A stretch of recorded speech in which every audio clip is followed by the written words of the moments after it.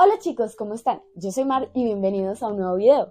El día de hoy vamos a hablar de un tema muy interesante, que se relaciona y es parte fundamental de la historia de resistencia de América. Así es, vamos a hablar entonces de los palenques y los quilombos. Estos asentamientos fueron más que aquellos refugios para esclavos fugitivos desde la época de la conquista. Estos eran contextos aún más complejos que respondían a temas de formas de organización social específicas, relaciones a nivel simbólico y cultural, así como una forma de representativos movimientos sociales en torno a las duras condiciones en las que se presentaban, que incluso se siguen preservando hasta nuestros días.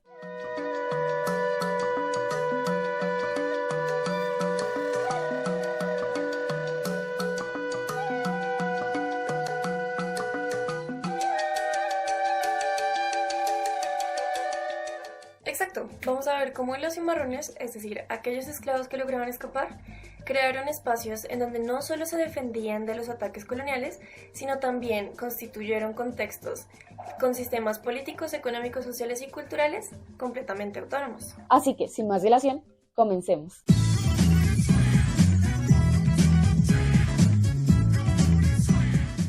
Los palenques en países como Venezuela, Colombia o Cuba, y los quilombos, principalmente en Brasil, surgieron como una forma de respuesta a los contextos de esclavitud que vivieron las personas africanas que fueron traídas a estos territorios desde el siglo XVI aproximadamente. San Basilio de Palenque en Colombia sigue siendo un ejemplo emblemático. Constituido por los cimarrones en el siglo XVII, sigue siendo un ejemplo de resiliencia en la actualidad. Del otro lado del continente tenemos al quilombo Dos Palmares en Brasil, uno de los más grandes y reconocidos, que duró durante casi un siglo y data más o menos de comienzos del siglo XVI.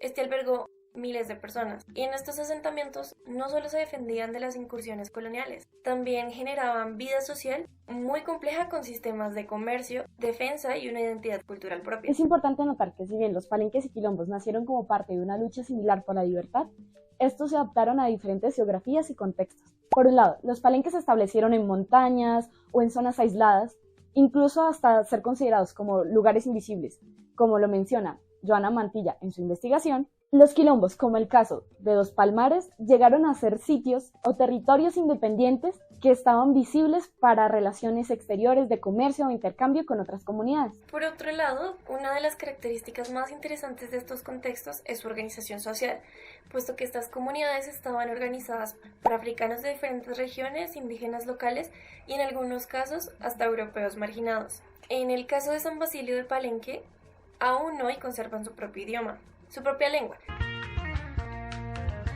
Ya sea africana o colombiana.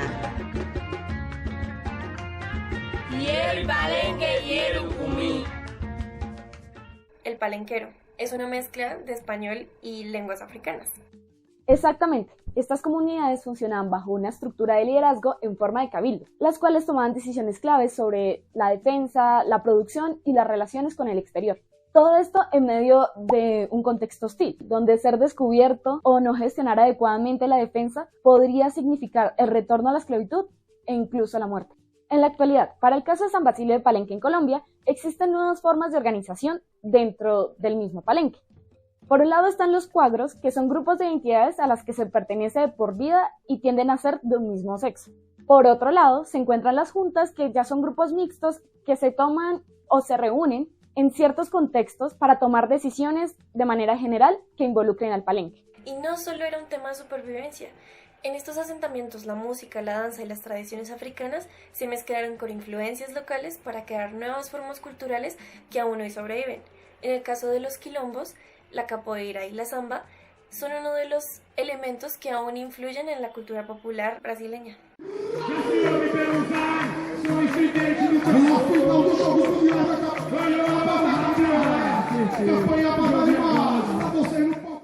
Ahora bien, la arqueología ha jugado un papel fundamental para comprender cómo fueron los procesos en los que se constituyeron estos contextos. Pues es importante entender que los palenques y los quilombos no eran asentamientos improvisados, pues estaban estratégicamente ubicados en lugares de difícil acceso, lo que de esta manera dificultaba los ataques de los enemigos. E incluso investigadores han hablado de la arquitectura defensiva, la cual incluía empaladizas, zanjas y trampas a lo largo de los caminos para poder acceder a estos lugares, como lo menciona María Cristina Navarrete, al afirmar que estas condiciones dificultaban el acceso a los enemigos.